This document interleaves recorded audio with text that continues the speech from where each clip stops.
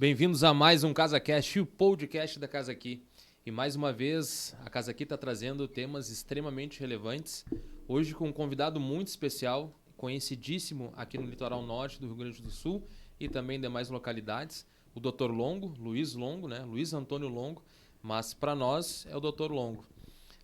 Também aqui o CEO, sócio proprietário da Casa Aqui, Heron Valim. Como eu sempre brinco, coloca no Wi-Fi, porque o conteúdo é pesado, tá bem? Doutor Longo, bem-vindo. Vamos começar, já que eu já te apresentei, tu vai pular essa etapa, vamos começar tu te apresentando, contando um pouquinho da tua história, da tua relação com a praia, o que tu tá fazendo, o que tu já fez, o que tu tem feito hoje. Legal, pô, muito feliz de estar com vocês aqui, Guilherme, Heron, amigo de longa data, né? Amigo do mar, né? Nós temos aí a identidade do surf, né? O esporte que nos move aí há anos, né? Então, muito feliz de estar aqui contigo, dividindo esse momento aqui, que é uma parte profissional contigo também, né? Bom, eu estou em Capão da Canoa desde morando em Capão da Canoa de 1989. Frequento Capão da Canoa desde a barriga da minha mãe, né? Meu avô foi um dos pioneiros do comércio aqui em Capão, lá em Capão, aqui em Atlântida, Xangri-Lá, Rainha do Mar. Então eu passei a minha vida toda indo e vindo para Porto Alegre. Mas então, quando eu me formei em 1989, eu disse, agora eu vou morar na praia. E sonho, né? Movido também pelo sonho de ficar perto do mar, né? Para poder surfar. Mas eu preciso dizer uma coisa, foi a parte coisa que eu menos fiz quando eu me mudei para cá e comecei a trabalhar muito e menos surfei. Então, realmente foi um período de muita dedicação para a profissão, né? De estudar muito. Sim. E os vínculos com a capital sempre muito presentes, porque o conhecimento era muito difícil naquela época, né? A gente não tinha essa facilidade gurizada. Hoje aprende aonde quiser, aonde estiver, né? Sim. Antigamente a gente tinha uma ligação com os grandes centros de estudo e com os grandes professores, com os grandes mestres. Eram as fontes que a gente bebia, né, para ser alimentado da informação. Bibliotecas e tudo. Então a gente precisava fazer uma pesquisa sobre um tema. Muitas vezes eu pegava o carro, pegava o ônibus e ia a Porto Alegre, para a Biblioteca do Tribunal de Justiça, né, fazer a pesquisa para poder voltar para Capão da Canoa com aquele arsenal ali preparado para poder então fazer uma boa petição. Mas eu sempre fui um cara muito curioso com a tecnologia, assim. Isso é uma das grandes situações. Uma característica minha, eu sou um cara muito curioso, né? E a curiosidade sempre me levou a aprender. E junto com essa curiosidade e o aprendizado, eu sou um cara também muito insatisfeito. Então, sempre procurando buscar conhecimento. E aí, desde então, eu procurei, assim, ir atrás do conhecimento. E, na época, os livros eram as fontes de informação, os professores, enfim. Então, sempre me ligado a Porto Alegre, fazer curso, passava nas livrarias, comprava livro. Então, me abastecendo aqui em Capão da Canoa para ir atrás do conhecimento. Dentro dessa situação, assim, que eu sempre acreditei. Primeiro, conhecimento. Depois o resultado financeiro, tudo mais. Primeiro, conhecimento. Tudo vem atrás. Experiência, né? A partir disso aí, tudo vem atrás. Conhecer, estudar, né? Viver. E aí depois os resultados profissionais, pessoais, financeiros, vem tudo a galope. Resumindo, então, tu é um inquieto, então, doutor Longo. Sou um inquieto. E ficou na Ubra por muito tempo, né? Não. Daí então, a minha história com relação à universidade, ela foi bem intensa nos últimos anos, né? Porque eu me formei em 89, depois em 90 fui para Porto Alegre, fiz a Escola Superior do Ministério Público. Em 92 comecei a fazer meu primeiro pós-graduação na PUC com o professor Ovidio Batista, um grande mestre do direito. Lá conheci outros grandes mestres, professor Sérgio Porto, Araquém, enfim, pessoas que privam assim, das relações até hoje. E comecei a estudar processo civil. Né? E daí, em 93 aproximadamente, também comecei a ter contatos com um grande veranista aqui de Atlântida, lá, o professor Galeno Lacerda, que eu conhecia muito porque era freguês da loja do meu pai em Capão da Canoa, e eu conhecia desde criança, mas eu não sabia da importância que tinha o Galeno Lacerda por direito. Então eu convivia com o professor Galeno na loja, com a família do professor Galeno, mas não sabia quem era o Galeno Lacerda. Quando eu comecei a estudar direito, começava a ver o nome Galeno Lacerda, pô, esse nome eu conheço. Do caderninho. Eu anotava, eu fazia o controle do caderno do professor Galeno Lacerda. Mas eu não sabia o que significava o Galeno Lacerda. E o Galeno Lacerda é um dos maiores juristas do Brasil. Um dos gurus. Professor catedrático na URGS, e ele me convidou então para começar a estudar com ele. Então eu passei tive um convívio quase 30 anos com o professor Galeno Lacerda, saindo daqui, indo a Porto Alegre, assistir os cursos, assistir as aulas. Ele veio a Capão da Canoa, deu aula no meu escritório, né? Fizemos do grupo de estudo que funcionava lá em Porto Alegre, fizemos funcionar em Capão, no meu escritório. Então, eu tive assim, um vínculo, tive um privilégio de ter grandes professores. Isso que eu digo, isso realmente eu sou assim, uma pessoa de muita sorte, né? Também procurei, né? Mas eu tive sorte de ter contato com os grandes mestres do direito do Rio Grande do Sul. E isso realmente fez com que eu me tornasse cada vez mais curioso, mais envolvido. O professor Galeno tinha um grupo de estudo na biblioteca dele em Porto Alegre, lá no Moinhos de Vento. Não. E ali, então, se reuniu grandes, os alunos do professor Galeno eram todos de altíssimo nível. E eu estava lá metido, né? Então, para aprender com o mestre. E era um ambiente realmente propício. O professor Galeno tinha uma biblioteca com 16 mil volumes. Nossa! Né? Uma das maiores bibliotecas jurídicas do Brasil, com certeza, com preciosidades, raridades. E eu aprendi a conhecer a biblioteca. Então, me enfreiava nos corredores, conhecia os autores, né? Então, lá pelas tantas, numa aula, o professor Galeno, pega tal livro lá. Mas daí eu sabia onde é que estava o livro, para não passar vergonha, né? Eu tinha a sorte de conhecer e achar o livro no meio de um tremendo acervo. Então, foi assim, fui convivendo e depois, então, eu tive a oportunidade de lecionar. Mas a minha primeira experiência como professor foi em 93, aqui no Colégio Riachuelo, em Capão da Canoa. Eu sempre quis dar aula, né? E aí eu pedi para a professora Mara Bassani, Mara, quando tiver uma oportunidade, não é, me chama que eu quero dar aula. Daí um dia ela me liga, Long, tem uma oportunidade, professor de Direito e Legislação do curso de Técnico em Contabilidade. Ele está em licença saúde e nós precisamos de um professor para amanhã. Tu tem condições de... Ah, claro. Era tudo que eu queria. Então eu comecei a dar aula para a turma do curso Técnico em Contabilidade, ali na Escola Riachuelo, pela manhã e pela noite. Ali passei uns anos ali, convivi com uma turma bem legal. Hoje eu encontro muita gente que foi meu aluno aqui no Colégio Riachuelo. Né? Pessoal assim, que eu vejo que está na lida, muita gente no mercado imobiliário. E aí, em 93, agosto de 93, eu comecei a lecionar na UBRA em Torres. Foi meu casamento, né? Casamos, eu e a Graziella, e com a universidade na UBRA eu comecei também em agosto de 93. E lá eu fiquei até 2020, eu fiquei, passei uma vida na UBRA. Fui de tudo um pouco. Fui professor, coordenador do curso de Direito, depois fui diretor do campus, também diretor-geral do campus por 5 anos, que foi uma experiência incrível, assim, de muito crescimento, enriquecimento. Tive a oportunidade de conviver com grandes assim, profissionais de outras áreas, né? Porque a gente do direito é sempre muito ligado ao pessoal do direito que eu conheci, pessoal da área de saúde, enfim, pessoas realmente que eram importantes naqueles outros cenários ali. Que legal. E foi realmente uma convivência bem grande. Como eu gostava muito da universidade, estava em casa, né? Sim, me sentia bem em casa. Tinha um contato muito franco, transparente com os alunos, ouvia muito os alunos. Fizeram um bom trabalho ali, assim, realmente a UBRA em Torres, pelo menos no período que eu estava lá, hoje eu não acompanho mais, mas a gente deixou ali um legado e tinha uns cursos que não deviam nada para os grandes cursos de Porto Alegre. Assim, nossos cursos, em média, nas avaliações, eram sempre conceito máximo no MEC, vários deles, conceito máximo no MEC, Direito, Odonto, Arquitetura, é um curso que forma até hoje muita gente aí, né? Então a gente realmente deixou um legado, eu gostava realmente daquela experiência, assim, mas tudo que, assim, vamos dizer assim, tem o começo, meio e fim, tem que saber a hora também. São ciclos, né? Viver outra experiência. Daí eu saí de Torres, fui morar em Torres, morei 5 anos em Torres, o cargo exigia, né, essa situação.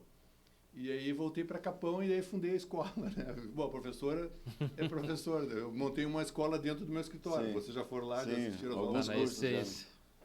E aí comecei a dar aulas. Montei a Longo Escola de Negócio e começamos a dar curso de Direito Imobiliário para corretores, né? Você sempre também, eu digo, mas sempre o senhor e a Graziella sempre atenderam bastante a parte também do... Eu acho que é o que gera aqui na praia o mercado imobiliário, né? Sim. A fonte de receita maior aqui na praia é o mercado imobiliário, então... Eu sou professor de Direito Processual Civil, que é a área dos litígios, né? Os litígios judiciais. Mas a vida me levou para o Direito Imobiliário, né? E eu acabei me especializando no Direito Imobiliário e a Graziella também junto comigo, mais que eu até, vamos dizer assim, de coisas que a Graziella domina muito mais que eu. Mas a gente faz um trabalho bem parelho, porque a gente tem uma divisão no escritório. Basicamente, a Graziella fica na parte dos assuntos extrajudiciais junto comigo, mas ela é mais focada em contratos imobiliários e tudo mais. E eu sou aquele encarregado que faço a direção dos litígios, né, da parte litigiosa, dos conflitos processuais, das negociações, enfim. Porque hoje em dia, a gente sabe, a gente mora no litoral e mora no Brasil, né, os conflitos judiciais se eternizam, né, duram muito tempo. Sim.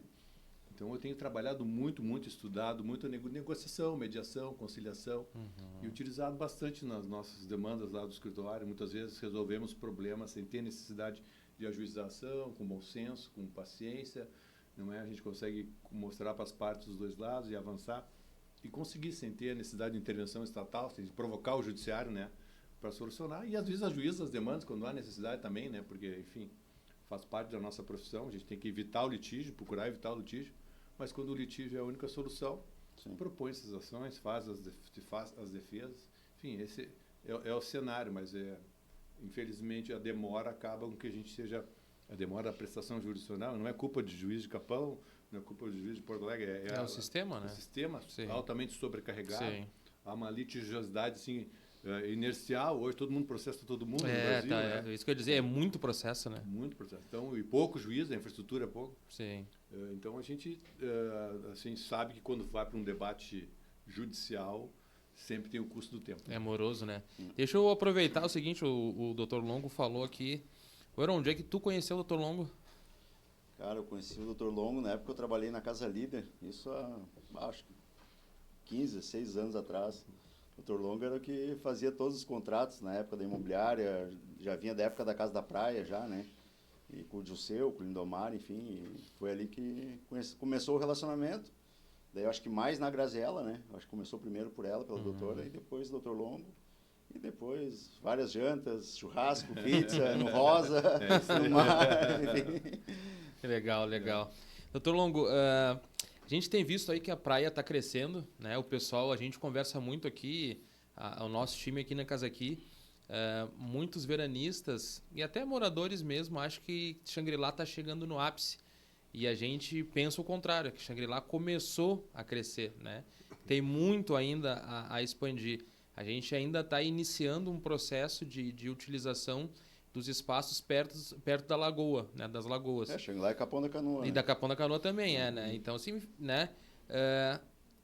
Eu queria saber, assim, na tua visão, como que hoje o nosso município se encontra com essas questões legais referente a essas utilizações e outros assuntos como plano diretor, esgoto, Xangri-Lá está bem?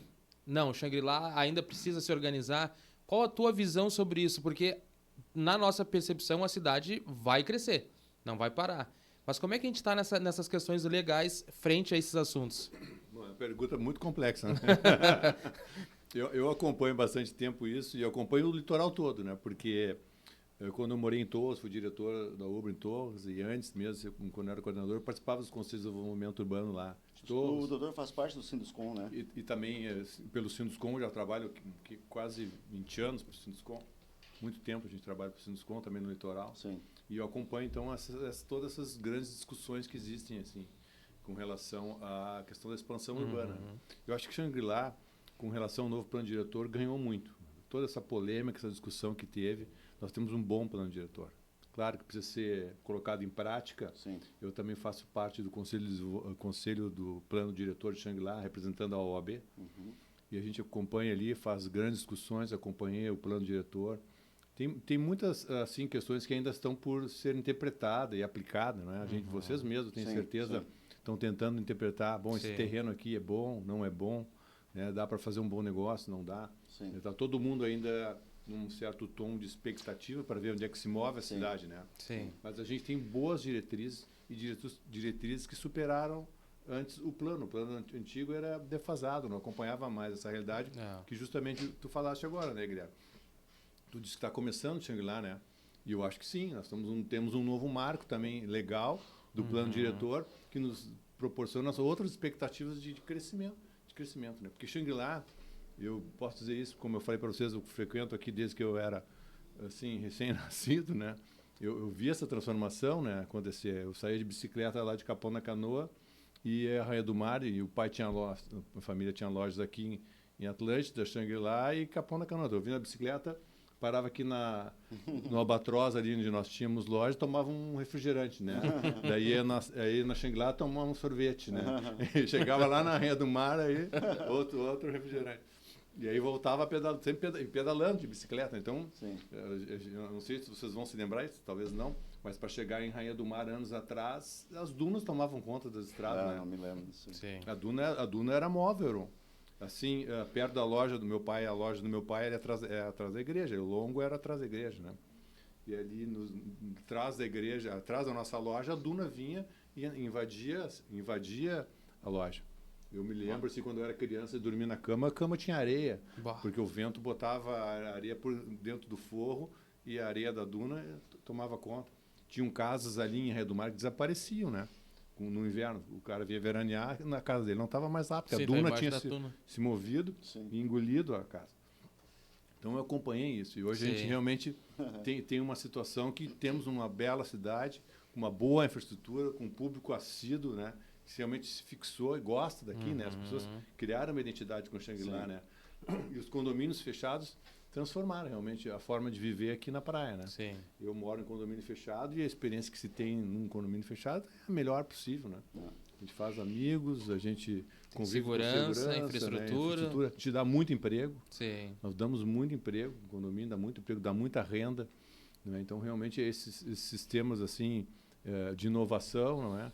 Nos empreendimentos imobiliários de Xangri-Lá tem que sempre fazer esse registro histórico, né? Sim. César Bassani e o seu Wagner, né? O Mar Wagner se juntaram, né? Uma demanda empresarial do Wagner e vamos fazer o primeiro condomínio fechado. Sim. E aqui se criou o primeiro condomínio fechado, se criou a primeira legislação e nós somos os pioneiros no Brasil nisso. Então precisa ser dito e lembrado, né? Xangri-Lá tem muito condomínio que também foi a primeira, né? Sim. Bah. Sim. É a Então, história, né? é a história. Então teve pessoas assim pioneiras que acreditaram nisso e não só acreditaram, implementaram, botaram a vida, né? Sim. Nesse tipo de empreendimento. Então, isso tudo que se tem hoje aqui, teve um começo, né? Um começo muito difícil, né? Porque a gente acha que tudo isso aqui nasceu pronto, né? Eu tenho 57 anos, né? Mas eu me lembro bem, assim, de situações de não ter luz em Capão, né? O gerador em Capão da Canoa e Atlântida nem pensar, mas talvez ali no hotel Xangri-Lá, né? Temos. No Termas, mas na Atlântida e Capão da Canoa tinha gerador de luz no hotel Rio Grandense. Então chegava um determinado horário, se desligava a luz da cidade, né? Não tinha luz assim, pública. A cooperativa de luz foi feita anos depois. Até meu pai foi o primeiro presidente da cooperativa de luz. E trouxe a luz para Capão da Canoa. Mas a infraestrutura era precária. Eu me lembro que tinha um senhor que andava de bicicleta, ele acendia e apagava as luzes, né? As luzes em Capão da Canoa. Ele ia na caixa, era um funcionário da prefeitura, ele vinha de tardezinha, ligava a luz, depois desligava a luz mais tarde da noite. Então era muito precário. A própria questão a própria comunicação era precária, né? Não tinha telefone em Capão da Canoa, né? Hoje estamos aí cheios de hospitais vindo. Não, isso realmente é uma coisa... Mudou muito a infraestrutura, né? Realmente, nós estamos vivendo um novo momento. Tem um hospital aqui em Xangri-Lá de altíssima qualidade, né? Não, e é importante, doutor Longo, por que eu fiz essa pergunta, né? E ela é complexa. Porque tem muitas pessoas de fora, principalmente, que acham que assim, a construção civil só está preocupada em fazer prédios. Não. Na verdade, assim, nós, mais do que ninguém, a gente também não... Porque, assim, a gente respeita o formato que é a Capão da Canoa e já tem a sua identidade, com muitos prédios, e a diferença que é a Xangri-Lá. Então, a gente hoje tem opção, né? E a gente brinca, assim, que é 1 quilômetro que divide as duas cidades, né? Então, se a pessoa ela quer um prédio, ela tem muitas possibilidades, muito mais do que Atlântida, por exemplo. A gente tem alguns aqui, mas lá tem muito mais. A pessoa quer mais condomínio fechado, mais casa, ela tem mais opções aqui, claro que também tem lá. Né? Mas a gente também não quer ficar igual a Capão da Canoa. Então, por que a minha pergunta? Porque a gente sabe da tua identificação, né? A tua vivência, a tua experiência com a cidade. E é importante as pessoas saberem que não foi um plano diretor que um vereador apresentou e que a construção civil apoiou. Foi amplamente discutido, né? Representantes da sociedade civil, representantes de vários segmentos públicos, né? Então, muitas pessoas nem leram, né? E criticam por criticar. É o senso comum da crítica negativa, né? Então, é importante as pessoas saberem quem são as lideranças da cidade e que essas lideranças participaram dessa construção. Né? E é importante dizer também, claro, Xangri-Lá, Atlântida especialmente, tinha o traço do grande Ubatuba de Farias, né? Arquiteto que deixou a marca dele, tem essa característica de lotes grandes, enfim. Né? E a reforma, o novo plano, não é uma reforma, o novo plano diretor, tem a assinatura de um grande urbanista, que é o professor Benami, né? Então, realmente, não foi feito algo irresponsável, assim, feito de qualquer maneira, não é? E até no dia que foi promulgado o plano diretor, me deram a oportunidade de falar em nome até do CMDU, né, do Conselho, e eu falei isso. Vamos dizer, não é o plano diretor do prefeito, não é o plano diretor do Conselho, não é o plano diretor, é o plano diretor de uma cidade, de uma realidade. Pode ter desagradado o próprio prefeito, desagradado os empresários, desagradado como não. Pô, tem como agradar a todos. Sim. Mas é um plano que nos dá segurança para crescermos, né? E vamos construir edifícios na beira da praia, né? Vamos ter sombra aqui em Capão. Não, isso não tem essa possibilidade, né? Isso acho que nem a gente quer isso, né? Isso a comunidade hoje acho que está mais consciente, né? Porque se vendeu muita alarmismo, vai acabar, lá vai virar Capão na Canoa, vai virar Nova Camboriú. E sabe que não, né? O critério que foi feito para a verticalização ele é muito restrito. A gente nem sabe se alguém vai ter coragem de construir prédio. Porque é muito caro construir um prédio, né? Muito terreno, muita área, né? Os projetos especiais também, a complexidade do cálculo da sombra, da ventilação, do tamanho de terreno. A gente que lê o plano diretor, a gente entende, né? É bem isso. Poucos empresários vão ter a coragem, até porque para nós, que a gente trabalha com a parte comercial, a gente vê hoje que nem se paga. Não se viabiliza financeiramente. Então, exatamente, né? E, doutor, deixa eu lhe fazer uma outra pergunta. O senhor trabalhou muito tempo aí, trabalha até hoje com a parte do direito imobiliário, né?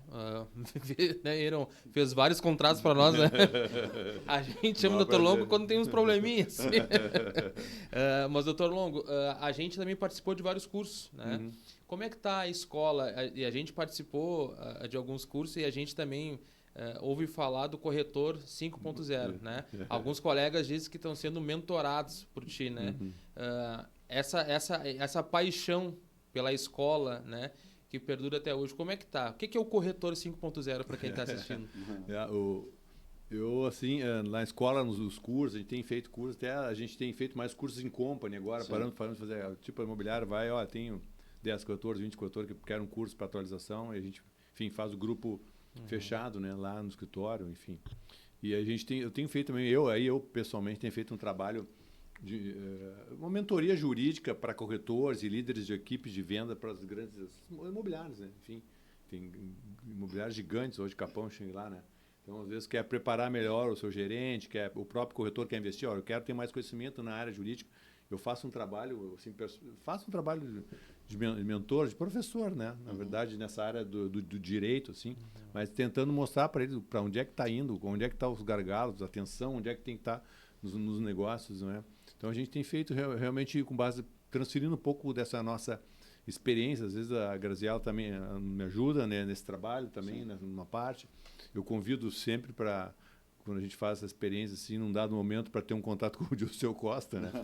Eu digo, olha, o último encontro aí nós vamos chamar o cereja do bolo, né? Que é o Dilceu, que é um cara que fantástico, tive a oportunidade de trabalhar uma vida com ele também, né?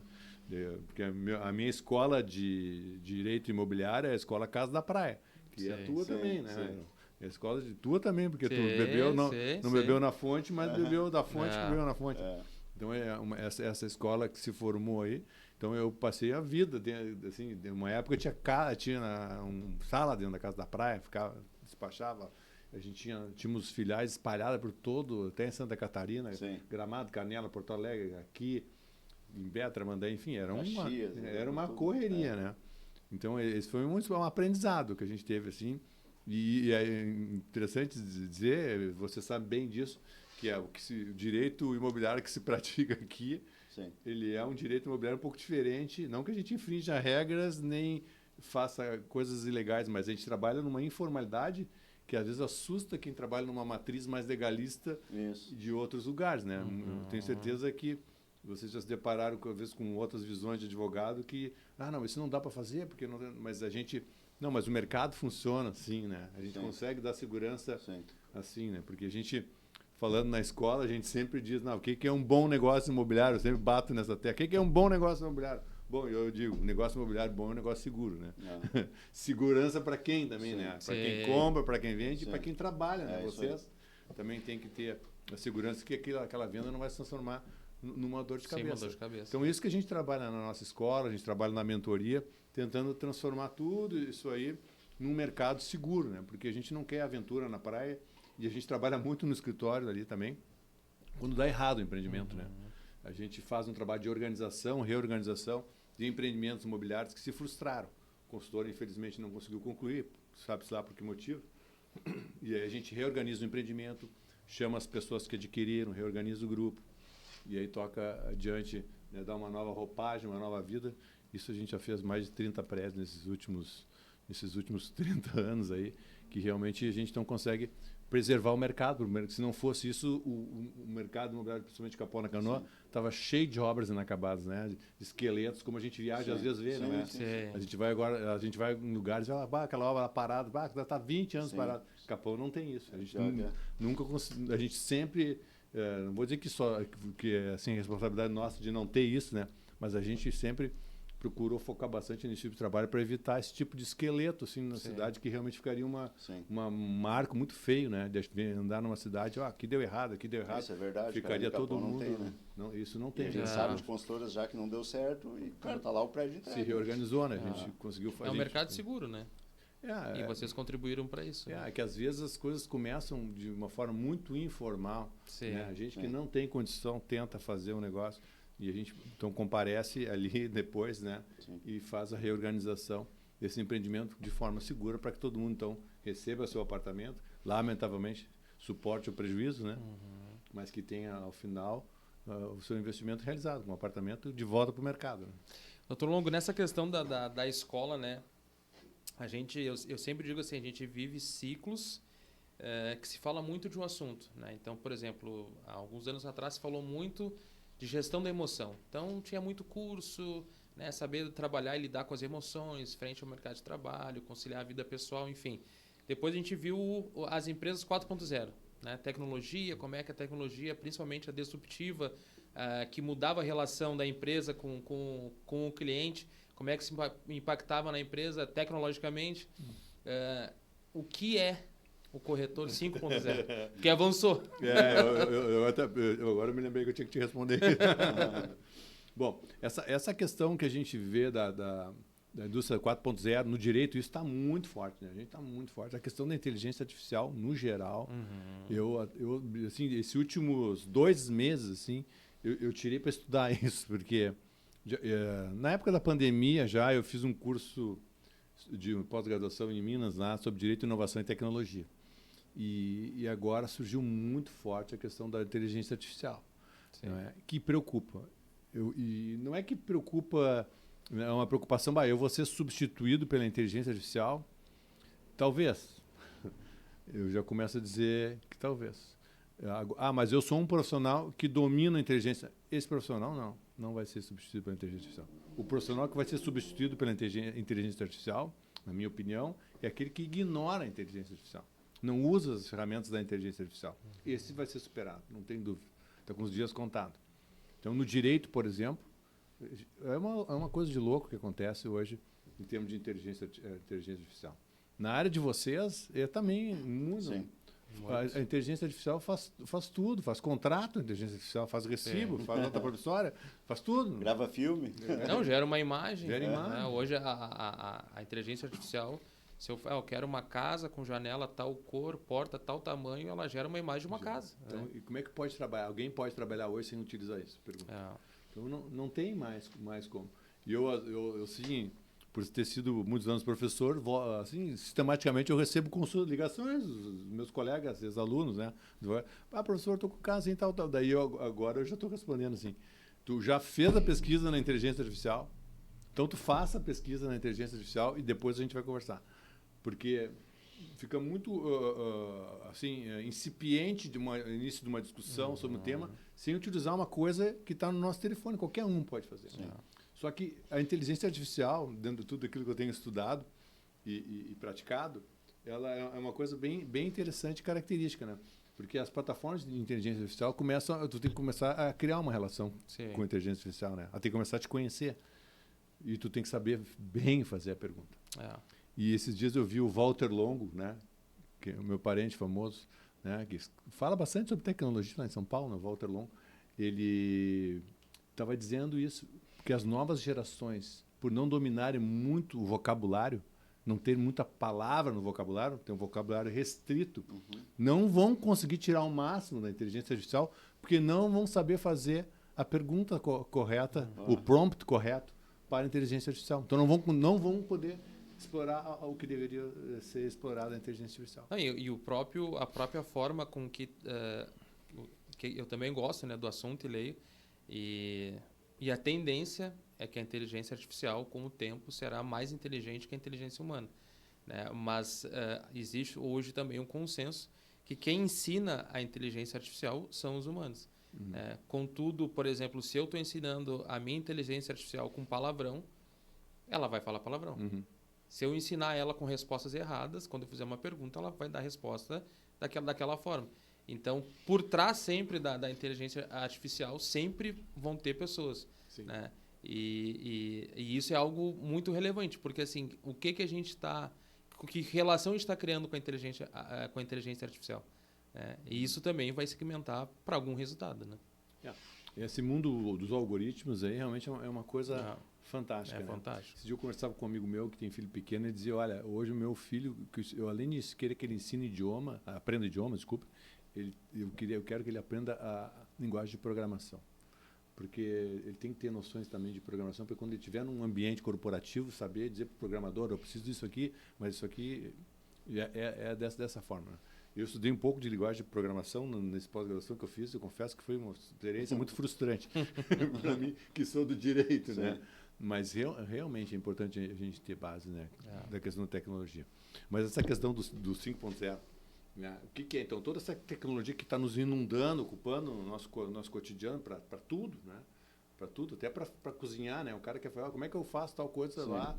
O algoritmo te ensina a fazer um prato, né? Te ensina o melhor roteiro da viagem, né? Te dá uma ajuda para te esclarecer alguma coisa, te ensina idioma, enfim. E isso tá dominado, né? Mas como que toda essa questão da tecnologia, vamos dizer assim, 4.0, essa indústria 4.0 vai influenciar na venda de imóveis. É uma coisa que eu tenho me preocupado. E como que isso chega aqui em Capão da Canoa, no litoral? Como é que vai chegar no nosso mercado essa tecnologia?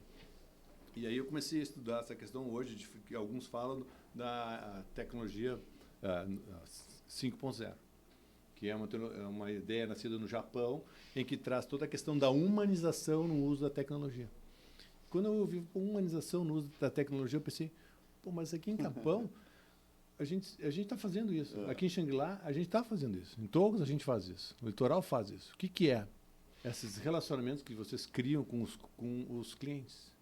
Porque o cliente, às vezes, vem para a praia, ele quer comer um churrasco com vocês, né? Ele quer tomar uma cerveja, ele quer falar sobre futebol. E ele quer fazer negócio também, né?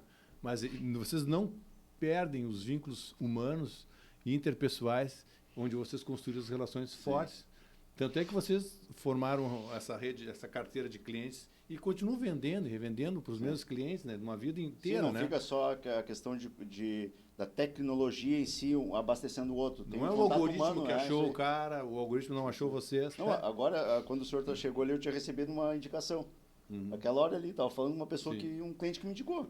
Então, tipo, é isso aí, né? Tipo, essa humanização, ela jamais vai ser abandonada. Jamais vai ser abandonada. E isso também é uma coisa que o Disseu falava a vida inteira, né? O Disseu Costa falava a vida inteira. Que as pessoas vêm para a praia para ter amizade, para ter relacionamento. E também fazem negócios, né? E a gente via bem quando, todas as lojas da Casa da Praia tinham uma churrasqueira, te lembra? Isso aí. E vivia fazendo churrasco. Daí os outros, mas o que esse cara quer fazer churrasco? Não, cara, é relacionamento. Venda é relacionamento, negócios são relacionamentos. E se construíam relacionamentos ali e se vendia muito mais que os outros, porque havia relacionamento. Então, o 5.0, que é essa influência humana na tecnologia, essa vamos dizer assim, miscigenação, que não dá para pensar só venda é quem domina a tecnologia, não. Que há um processo humano, venda é um processo humano. E aqui muito mais ainda, né? Sim. Porque em Porto Alegre, o cara, olha, um apartamento, 2 dormitórios no bairro Moinhos de Vento, né? Aqui, às vezes, o cara quer um apartamento, chega pensando no apartamento no centro de Atlântica, eles vão vender um condomínio lá em Rainha do Mar, para ele, né? Porque vamos te mostrar, vem aí, traz a família. E assim, tem tempo. Lá em Porto Alegre, o mercado é mais hermético, mais fechado. O cara quer no tal bairro, tal apartamento. Aqui, o cara vem para comprar em Capão, vocês vendem em Rainha do Mar, chegue lá, ele vai conhecendo, vocês vão conhecendo melhor ele. Olha, acho que essa família aqui precisa de um condomínio fechado, ou precisa realmente de um apartamento. Tem amigos, né, que às vezes nem sabem que estão em outro condomínio, em outra localização, enfim. E essa humanização aí que é muito interessante, e eu tenho falado muito sobre isso. Porque, como eu falei no início, bom, quem vai para condomínio fechado quer ter uma boa casa, mas também quer ter um vizinho, né? Para bater um papo, para jogar futebol, jogar o beach tênis, para surfar, né? Comer o churrasco. Enfim, tudo é relacionamento. Gente gosta de gente, né? Poucas pessoas assim gostam de viver em isolamento, né? Então, claro que tem gente que gosta de ter a fazenda lá na beira do rio, pescar e ninguém incomode, mas geralmente as pessoas gostam de estar próximas de pessoas. E Xangri-Lá, especialmente, Capão, mas Xangri-Lá, em virtude dos condomínios, se transformou numa mega fonte de criação de relacionamentos. A gente recebe muito feedback dos nossos clientes, né? A gente vai em alguns condomínios, quando a gente entra na casa do cliente, tem a foto de Réveillon, que aí às vezes fazem por rua ou fazem por quadra, 40, 60 pessoas, né? Então, e a gente compactua muito com isso, assim, né? Quem vem para a praia, normalmente vem para relaxar, para ter qualidade de vida, para descansar, para ter aquele sentimento de paz, segurança. E aí, normalmente, que é o quê? Que é uma roda de conversa, um chimarrão, né? Um choppzinho, uma água de coco na beira da praia. Né? Então, a gente aqui na Casa Aqui, né? O senhor sabe bem, a gente hoje tem o Casa Aqui People, né? Que justamente é essa humanização. Então, assim, para além do negócio, 1%, né, de toda a nossa receita bruta, não é líquida, é bruta, a gente reinveste na sociedade, na comunidade. Por quê? Porque se a comunidade crescer, se a praia crescer, a empresa cresce junto, os profissionais crescem junto, os prestadores de serviço crescem junto, né? E hoje é um pouco do que a gente vê na nossa praia, né? Por que a Casa Aqui é um hub imobiliário? A gente faz a conexão, como um hub de internet, né? Tu é da parte jurídica, tem a escola, é um baita parceiro nosso, é um hub, né? Tá ali numa conexão. A prefeitura é outra. A gente, quando faz as ações sociais, a gente não faz por nossa conta, né? Quem a gente chama? Não, vamos chamar a secretária de Assistência Social, vamos chamar o CRAS, eles que conhecem as famílias, né? Então, para nós faz muito sentido esse 5.0, mais do que nunca a gente falar sobre esse assunto nesse momento, porque a tecnologia, de fato, ela avança, e a passos largos. Mas nem toda a tecnologia vai responder. Qual é a minha visão? A tecnologia, ela responde a uma dor, a uma necessidade do ser humano? Sim, ela vai avançar. Não, ela não vai avançar. A gente viu, por exemplo, tá, que a gente conversou muito aqui na época sobre o mundo virtual, como é que é? Até esqueci o nome agora. Esqueci o nome. Mas, enfim, que a gente tinha uma realidade virtual. Daqui a pouco vem o nome. Sim. Né? Metaverso? O metaverso. Isso aí, o metaverso. Tinha me fugido do nome. Ainda tem, claro que tem, mas não vingou como se imaginava. Né? Porque, assim, responde uma necessidade? Não. Né? Era um potencial. Começaram a vender terreno no metaverso. Mas, assim, não existe uma necessidade ou uma dor atrás daquilo. Né? E agora, por exemplo, conteúdo, conhecimento. Hoje eu boto aí inteligência artificial, construir uma imagem, quero saber como é que faz alguma coisa, tem tutorial de tudo. Responde a uma necessidade, né? Então, a gente sempre pensa muito isso, assim, aqui na Casa Aqui, né? Humanização, né? A gente sempre vai falar sobre pessoas e a inteligência artificial tem que suprir necessidade para essas pessoas, sempre para o ser humano. Mas isso é importante dizer, destacar sempre, eu gosto de destacar isso na empresa de vocês. Acho que realmente quem está de fora, assim, embora a gente faça o trabalho juntos, né? Mas eu estou de fora, assisto essa preocupação de vocês em inovar sempre, né? Sim. E essa inovação sempre com conotação social. Isso é um grande mérito de vocês. Realmente preciso cumprimentar vocês aí, porque tem sempre essa preocupação em estar engajado socialmente, né? Vive vocês no final de semana limpando a praia, né? Ali, né? Realmente são coisas que não é um mero discurso, mas é uma prática, né? De dedicação para o social. Então, realmente é importante registrar isso e cumprimentar vocês aqui, Obrigado. Guilherme, Obrigado, todo mundo. Porque realmente a gente vê que há uma preocupação não só em tem que vender. Não, vamos fazer engajamento também, né? Social, não é? Faz ambiental. Parte da nossa cultura, isso aí, né? Da essência. Desde o início, né? Do que eu acompanho, vocês têm esse traço, assim, realmente preocupado para o social. Isso é muito bacana, né? As empresas terem essa, hoje, preocupação, essa função também social, né? Não só de simplesmente fechar negócio, ganhar comissão e que vem o próximo, né? Construir relação, firmar posição, tem assim, uma vocação dentro do mercado, um posicionamento no mercado, né, voltado para essas questões sociais, né? O mercado, eu acho que a gente tem hoje enfim, eu acho que tem grandes colegas e empresas do nosso ramo que estão vindo nessa batida também. E, pô, tem empresários aí, próprio Duane, né? Cara, o Alfredo, enfim, tem muitos aí que, pô, estão vindo nessa batida de empreender e ajudar, né? Sempre dando a mão pro próximo e isso, pô, é louvável, né? Que se cada um fizer um pouquinho, pô, ia ser bem diferente, né? E para mim tem uma questão que existe uma diferença, uma linha tênue que é o crescimento e o desenvolvimento, né? O crescimento, tu cresce, mas tu pode regredir, né? Economicamente, socialmente, né? As calamidades estão aí, né? Mostram isso. Uma cidade que está super bem, daqui a pouco está muito mal, né? Mas o desenvolvimento é um avanço que dificilmente vai regredir, né? Claro. Porque ele é mais consistente e ele é feito na comunidade como um todo, né? Então a Casa Aqui tem esse papel, mas assim na tua escola, né? Pô, preparar corretores para atender melhor. Hoje o que movimenta o negócio na praia é a construção civil e o mercado imobiliário, né? Então assim, pô, corretores que têm essa visão do 5.0, que estão a própria parte jurídica muda constantemente, né? Então assim, estarem sempre aptos a dar segurança jurídica também para os negócios. Então, eu sempre que eu digo, não existe um ato de heroísmo, mas existem lideranças na nossa comunidade, né, em todas as frentes, seja privada, pública ou mesmo a sociedade civil, que constroem isso. Então, hoje Xangri-Lá é uma excelente cidade, Capão, é porque muitas lideranças, né, se preocuparam com isso. Doutor Longo, falando, tá? Agora eu vou dar uma girada na roda aqui. Falando em calamidade, doutor Longo, a gente está sofrendo com essa questão aí das enchentes, né? Como é que está a questão de Torres, do aeroporto de Torres, doutor Longo? A gente tem acompanhado isso, o Sinduscom também por meio do atual vice-presidente no litoral, o Renan Martinello, também está muito imbuído nisso. Também tem tido a oportunidade de ajudar.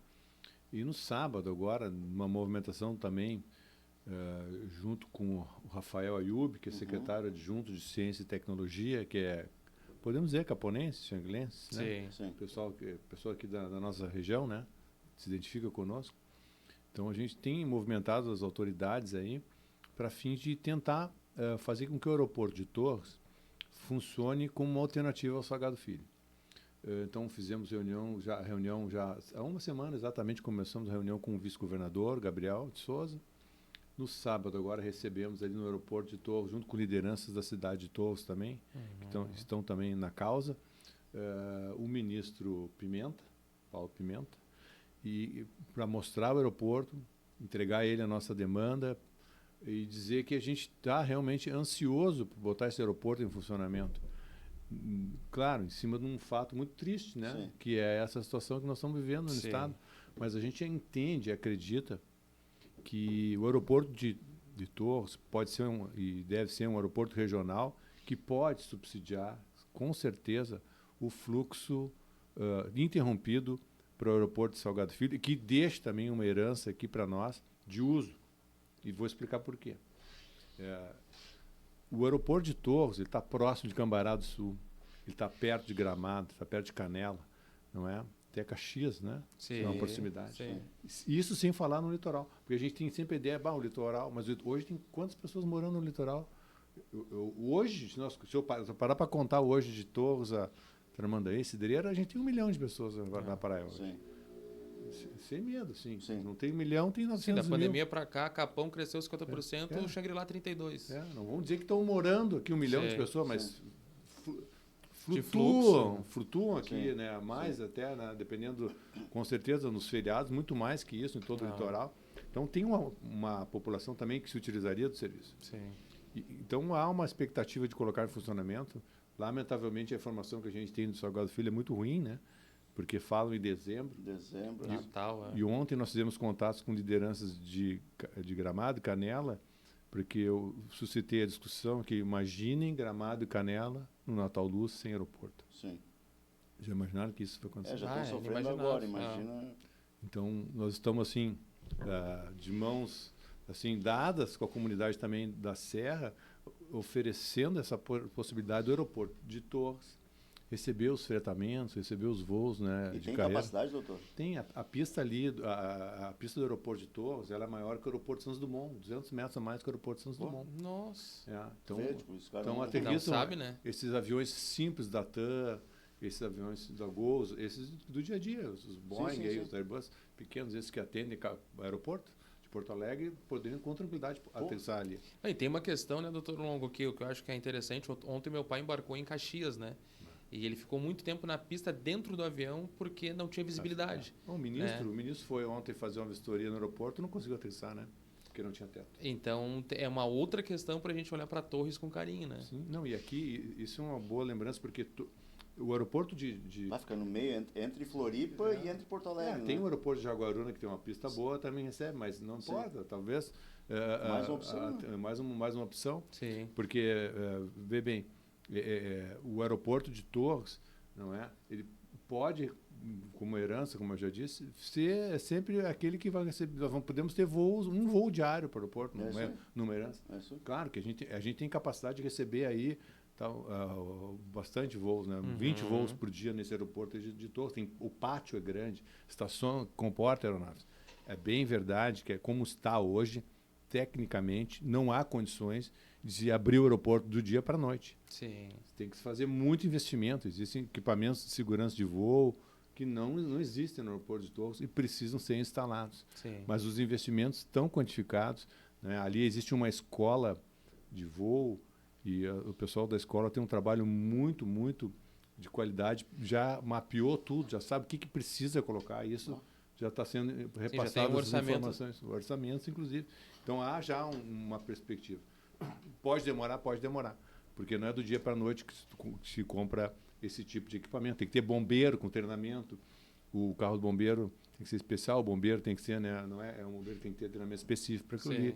Os papis que chamam, indicação de pista, enfim, uma série de questões técnicas que eu confesso que eu não saberia aqui precisar. Mas tem condições de botar o aeroporto em funcionamento e a gente ter esse aeroporto aí ajudando a cidade de Porto Alegre. Mas ainda assim, doutor, bem antes do Salgado Filho. Talvez, porque a gente não sabe, né? Estão falando em dezembro, hoje tive uma informação que nem em dezembro, porque a gente não sabe muito bem a relação contratual que existe Fraport e o governo, né? Porque a Fraport vai gastar uma fábula para botar aquele aeroporto funcionando milhões, né? E vai precisar um reequilíbrio contratual, evidentemente. E será que nós vamos conseguir? Quando vamos conseguir? A Fraport vai investir. Então, é uma empresa privada, né? Não vai ficar rasgando dinheiro. Sim. Então, precisa ter essa segurança jurídica para eles também. Então, é uma situação muito complexa. É complexa, né? Que a gente vê o aeroporto de Torres como sendo uma possibilidade muito real, não é? De receber voos assim, com bastante frequência. Agora, nesse momento difícil de ajudar o Salgado Filho a desafogar os voos, receber os voos que estão sendo destinados à base, né, de Canoas e Caxias, mas que aqui a gente pode ter, porque tem esse problema. A gente não tem problema de visibilidade com tanta neblina como é Caxias. Né? Caxias, qualquer coisa fecha, né? Não, e com a possibilidade de que nem tu colocou, né, doutor Longo, que é um legado, uma permanência, né? Eu me lembro que alguns anos atrás a Azul fazia um voo a cada 2 dias, eu acho, para a Uruguaiana. E o receio é que não teria pessoas, por exemplo, para encher um voo a cada 2 dias. Todas as vezes que eu fui para lá, o voo estava cheio. Né? Então, assim, não tem como saber, claro que se faz levantamentos, estudos, mas a gente sabe que existe demanda, né, para o aeroporto aqui do litoral. Justamente porque está no meio de muita coisa. Antes da pandemia, existia um voo da Azul, numa aeronave menor, para 20 passageiros, que saía de Porto Alegre, Canela e Torres. E esse voo estava sempre lotado, porque as pessoas usavam esse voo para sobrevoar aqui a serra, ter uma visão panorâmica, era um passeio, não eram destinados exclusivamente para o turismo. Então, teria mais essa demanda, né, para termos esse voo, até como uma questão de ter, sim, os voos regulares de carreira, mas também com uma pauta assim, turística, né, realmente é uma possibilidade. Não, eu avisei, né? Eu avisei, não menti, né? Era conteúdo de peso. Eu até olhei agora aqui, né? A gente foi 45 minutos, mas para nós que estamos aqui, parece que a gente está falando há 5 minutos, né? Eu gostaria de agradecer muito a tua presença, doutor Longo, né? Não é porque tu está aqui, mas a gente, sempre quando a gente fala de questão de credibilidade, né, de know-how, de confiança, a gente sempre fala no teu nome, né? Tu sabe porque quando a gente tem as bombas, a gente manda para ti. Né? Mas é de verdade uma relação de confiança de alguém que é da praia. Né? O Dr. Longo, ele jamais coloca em risco o negócio. Né? Às vezes a gente está ansioso para fazer um negócio, né? Ele e a doutora Graziela dizem, não. Né? Ok, não é não. Né? Mas é importante a gente entender que vai para muito além das questões jurídicas específicas para contratos, né, de imóveis. Né? Dr. Longo e a doutora Graziela tem a escola, a gente também faz os cursos para estarmos atualizados. Também tem um trabalho social. Então, para nós, é uma das lideranças que nós temos fortes aqui na nossa comunidade, na nossa cidade também, Capão da Canoa, e que a gente gostaria muito, né, de ter conversado, e por isso o convite, para que vocês também pudessem, né, saber um pouquinho desse trabalho que é feito com maestria e que muito nos honra ter essa parceria aqui, né, da doutora Graziela e do Dr. Longo conosco. Obrigado, Guilherme. Obrigado, Heron. Eu que agradeço. Um grande abraço de toda essa equipe aqui maravilhosa da casa aqui. Vocês continuem assim, focados sempre na inovação, né? E na preocupação e responsabilidade social. Sempre juntos. Obrigado. Gente, até a próxima e muito obrigado.